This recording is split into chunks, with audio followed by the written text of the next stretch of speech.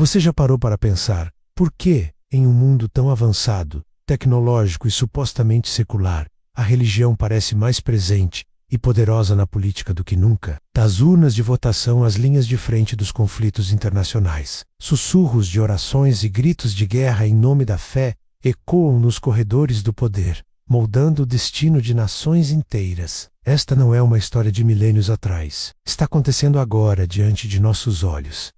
Vivemos em uma era de paradoxos. No entanto, nas últimas décadas, essa separação tornou-se cada vez mais turva. Políticos não apenas buscam o voto dos religiosos, eles se apresentam como pastores de uma nação, escolhidos por uma providência divina para restaurar a moralidade e a grandeza do país. A ascensão do nacionalismo hindu, ou hindútiva, redefiniu a política do país mais populoso do mundo. O partido governante tem promovido uma visão da Índia, não como um estado secular com muitas fés, mas como uma nação fundamentalmente hindu. Esta ideologia busca alinhar a identidade nacional com a identidade religiosa da maioria. Os conflitos que dominam as manchetes são frequentemente descritos em termos puramente geopolíticos: petróleo, território, poder, debates sobre a construção de assentamentos na Cisjordânia, o status de Jerusalém e as leis de conversão são tão teológicos quanto políticos. Para alguns colonos religiosos,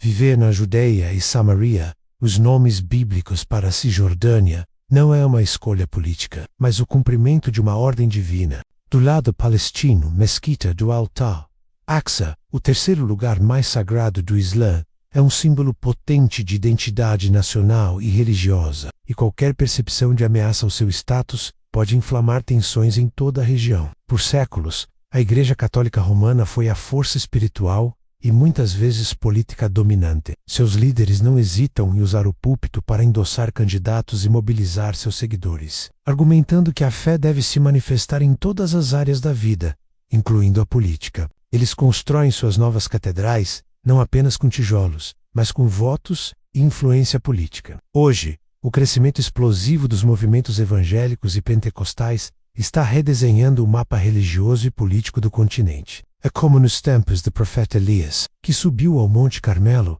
para desafiar os profetas de Baal. A multidão assistia em silêncio, sem saber a quem seguir. Hoje somos essa multidão, bombardeada por vozes que afirmam falar em nome de Deus. A história nos ensina, desde os escritos de Flávio Josefo sobre as facções religiosas que lutavam pelo poder em Jerusalém, até os manuscritos do Mar Morto, que a religião sempre foi um campo de batalha para a alma de uma nação. Ele pode ser um legado de divisão, de muros construídos mais altos, tanto física quanto metaforicamente. Ou pode ser um legado de redescoberta, onde a humanidade, confrontada com seus próprios demônios tribais, redescobre os princípios centrais que unem as grandes tradições espirituais do mundo: compaixão, justiça, perdão e o reconhecimento da dignidade inerente a cada ser humano. Por que a religião, que muitos teóricos previam que desapareceria com a modernidade, está retornando com tanta força ao palco global? A resolução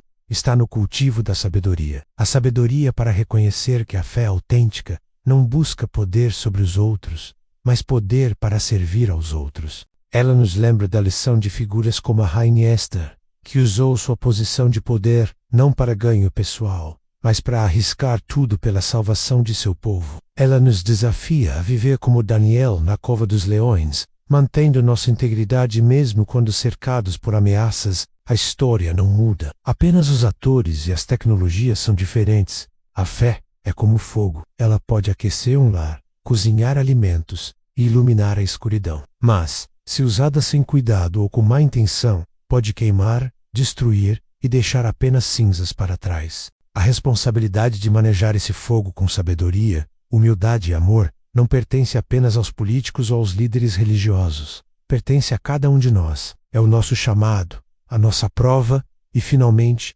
a nossa esperança de transformação. Hoje, as bigas foram substituídas por comboios de carros blindados e as tabuletas de argila por feeds de notícias digitais. Mas a busca humana por poder e significado, e a tentação de fundir os dois, permanece a mesma. A grande provação é resistir à sedução das respostas fáceis e das lealdades tribais que a política religiosa muitas vezes exige.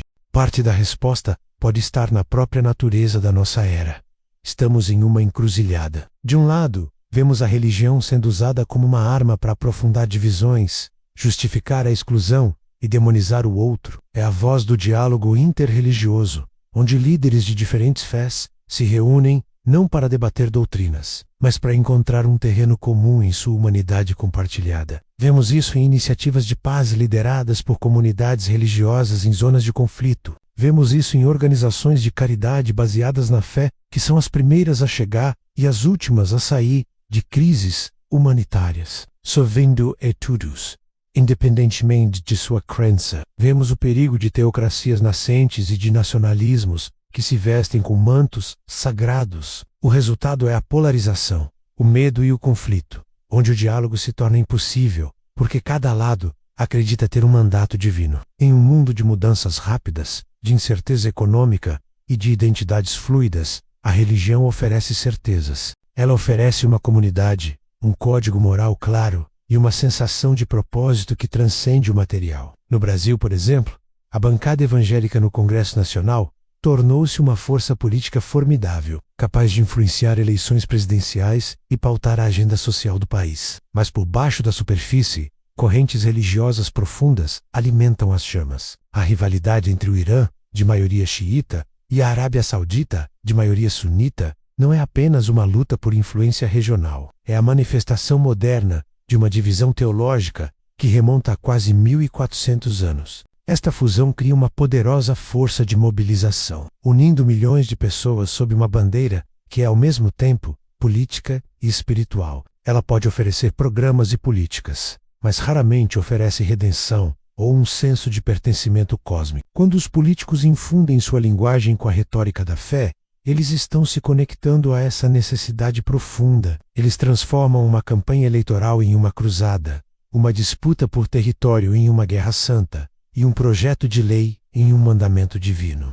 Grupos evangélicos, em particular, emergiram como um dos blocos eleitorais mais coesos e influentes da história recente. A crescente imigração de países de maioria muçulmana forçou nações como a França, com seu estrito princípio de laïcité, menos a ausência da religião na esfera pública, menos na Rússia. A Igreja Ortodoxa Russa tornou-se um pilar fundamental do poder estatal. O Patriarca de Moscou oferece legitimidade espiritual ao Kremlin, que, por sua vez, promove a Igreja como a guardiã da alma e dos valores tradicionais russos, em oposição ao Ocidente, visto como decadente e sem Deus. A fé é apresentada como um escudo, uma fortaleza espiritual que protege a identidade nacional contra influências externas. Essa aliança entre o altar e o Estado cria uma narrativa poderosa de excepcionalismo russo, a confrontar questões difíceis sobre identidade nacional, liberdade de expressão e o lugar dos símbolos religiosos na sociedade. Debates sobre o uso do véu islâmico, a construção de minaretes ou o conteúdo das merendas escolares